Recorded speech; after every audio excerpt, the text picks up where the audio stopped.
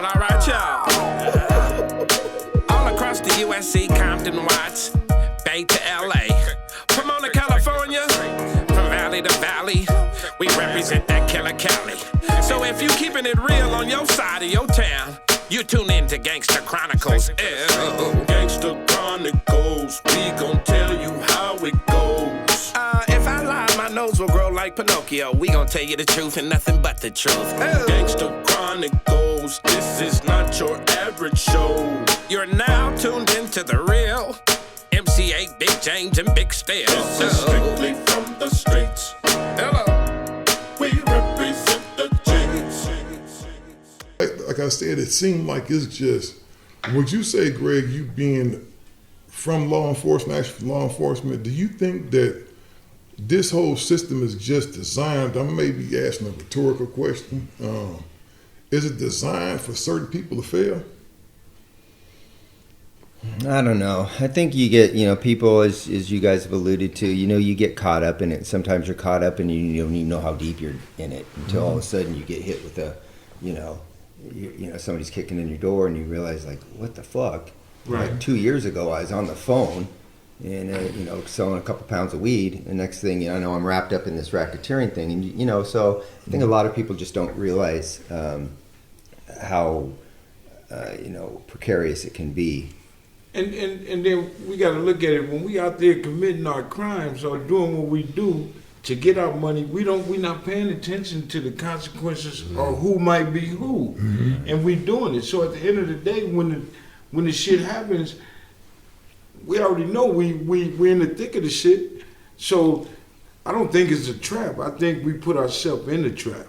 You know what I'm saying? Because they're not just coming out there. Okay, today we're gonna set whoop whoop and get them and make them buy this dope from us. You know what I'm saying? I think we already out there in the streets doing what we doing. So a lot of the shit that we do is on us. And we gotta be accountable for the shit we do. You know what I'm saying? Some of us has got away with a lot of shit. And I'm sitting here and I can honestly testify to that. And maybe I got away with a lot of shit because certain things in the hood I didn't like or do. You know what I'm saying? I was a straight fucking gangbanger. I couldn't see myself snatching purses from older women. That wasn't gangbanging. I didn't see myself raping a female. That wasn't gangbanging. My whole life was the opposite side. This is what I thought it was supposed to be. You know what I'm saying? So anytime I got trapped and caught into that, I didn't have a choice but to sit in jail and go to court behind the shit. Whether I win, lost, or did some time for it or whatever, it was my actions, the consequences. It's me, really, what I'm trying to say. And that's for all of us across the board.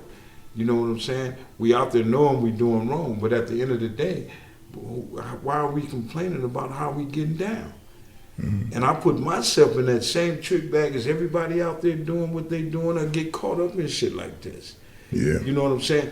I had a choice to make. Like with Death Row, I had a choice to either rock and roll with the dumb shit or, hey, y'all going over there and do y'all thing. I'm going to go over here and I'm going to work at the shop. I ain't got time for that. I ain't going against the grain. I ain't doing this other dumb shit.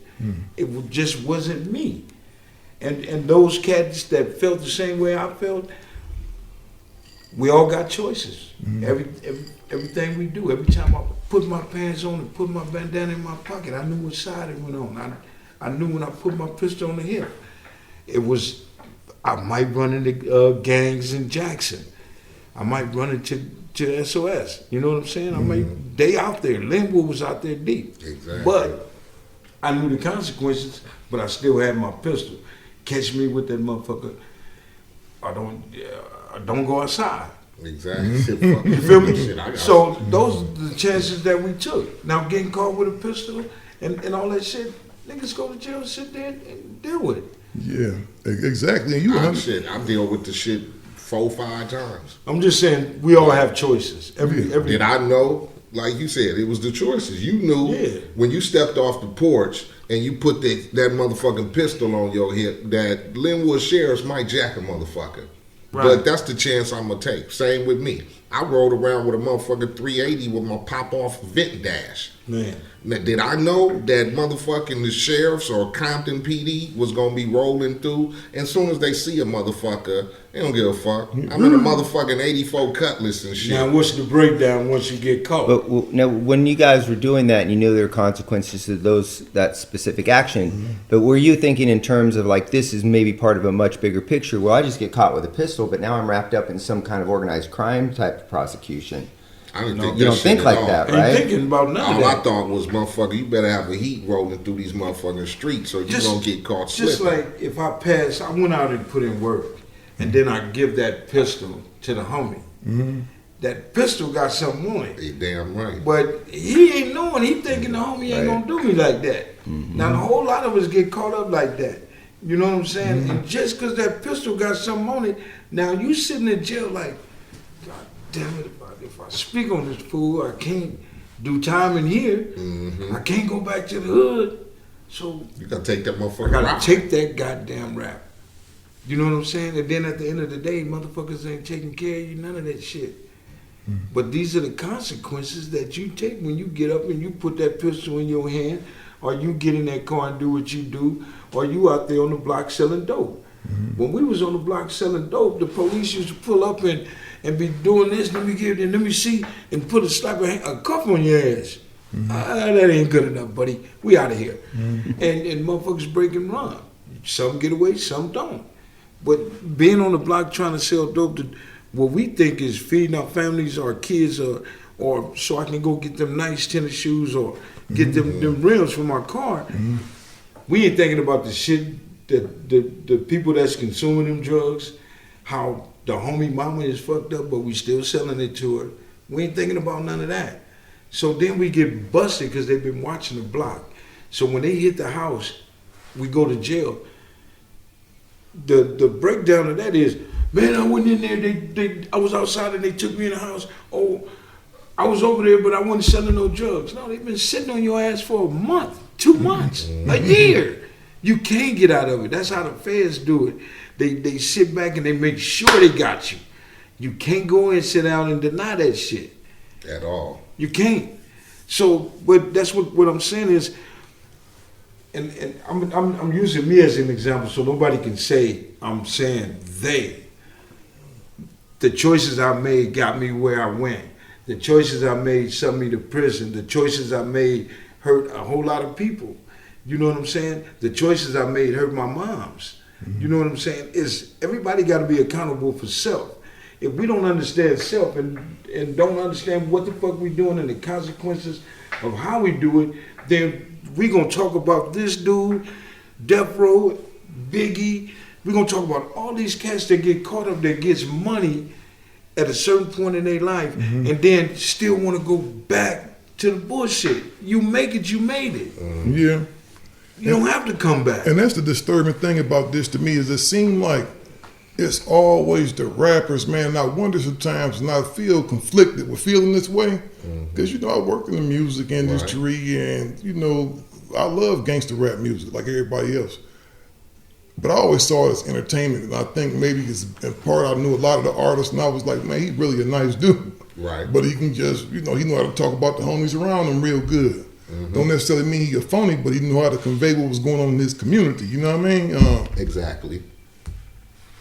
Do you think they're purposely, and this may be me reaching or whatever, I'm kind of a conspiracy theorist. Do you think that it was, because it seems like black music, rap music just kind of start, and I ain't gonna say because of gangster rap, because it was still even the stuff when they was talking about, Public Enemy was gangster rap if you think about it, you know what I mean? Schoolie D was gangster. Yeah, exactly. So it wasn't just like West Coast gangster rap, but did you notice it was a difference between, you always had substance in your music, and it was always a reality, it was always based in reality. On some songs, you got the worst end of the stick, right? Right.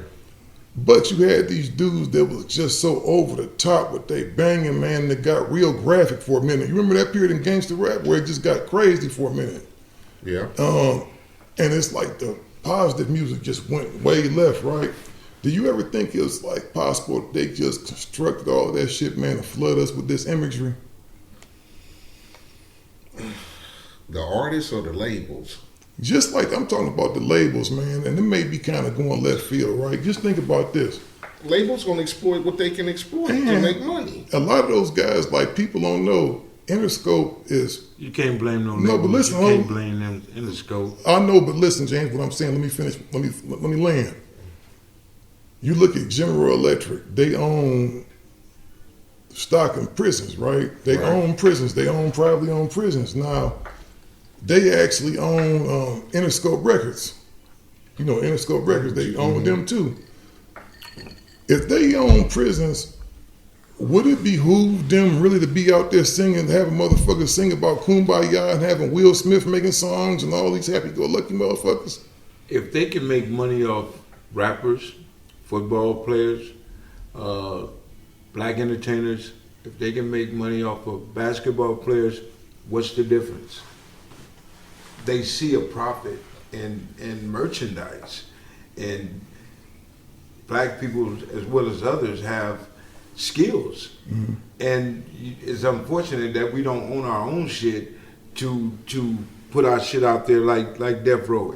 Just say if Suge would have just been 100 businessman and been a businessman, Death Row would have been up here by now. You know what I'm saying? But everybody want to play Bugsy Malone at a certain point in their life. Everybody want to be seen, known, or whatever. But just like you can't blame Priority Records for me making a record and going back. They put it out there, but it's me doing it. This me portraying to be something I ain't, and then getting out there acting like I'm a real thug. Sooner or later you get tested, you find out you ain't a thug. Next thing you gotta do is grab that pistol to prove yourself. See, and I get all that. And it's not me necessarily blaming Priority Records or no record company, right? But these people are invested into the prison industrial complex. They own private prisons. Okay. And they'll let you put this album out there. If you was talking about just straight mayhem, killing up Yeah, because they million gonna claim niggas, freedom right? of speech. Yeah, but check this out. There have been incidents where people have said stuff that hasn't been necessarily violent in nature, but it went against the grain. They get their albums pulled off the shelf. So it seems like they stand for certain things and let other shit pass. Because I'm not gonna let you. I'm not gonna let you turn around and say some shit like some shit that we go against on our platform. That's when we gonna motherfucking nip you in the bud. We gonna kill your contract. We gonna shelve your project. Whatever because at the end of the day, we, like James said, we don't own shit. Okay, and a motherfucker dangle a contract in your motherfucking face for $1 million. You think a broke ass motherfucker from Compton or Long Beach is gonna sit down and be like, no. They gonna be like, where you want me to sign? Give me my check. Right. And they gonna exploit it, and they gonna go invest in prisons and whoever they want to as president and all that motherfucking shit. And it don't matter to them. We look at numbers. It's a profit to us. So if you want to go rap about shooting up the nigga down the street and pulling the drive-by and all that, and then I'm checking numbers and I'm going, motherfuckers want to buy that shit? Why not? Shouldn't I have a piece of it? Smart investors. Fuck, That's why how I not? look at it. Just like you Yeah, just I agree. said, motherfucker going to prisons every day, right? Why the fuck shouldn't I get a piece of that? They going to prison every day. Who else gonna do it? You right? That's why the people start building private prisons. Right. Fuck that. Let me get in on that game. Fuck, y'all sending what, 100,000 niggas to prison a year? I need to get in on that game. That's a smart investment. It's profit. There's a lot of money in that. The county jail. There's a lot of money housing inmates in the county jail, especially the store. You know what I'm saying? The prices of the noodles and all that shit. You can't get so your shit sky shipped high. to you no more. Exactly. Like a bitch used to send you a package. You and have shit. to go through their You gotta channel. go through them Yeah, now. you So gotta they're go making a spend killing. money. It's They a done like this really billion-dollar exploited the industry, man. fucking They're game. making money. fuck a rap record, then you gotta buy a couple noodles from the nigga who put you in jail. What kind of shit is that? My bitch can't even send me no drawers or socks no more. I gotta buy them straight from the motherfucker who housing me. And you know, I don't know verbatim, so I ain't gonna put it out there, but I heard. Greg over here laughing. No. That's some cold No, shit. but it's some cold shit. I'm sitting here thinking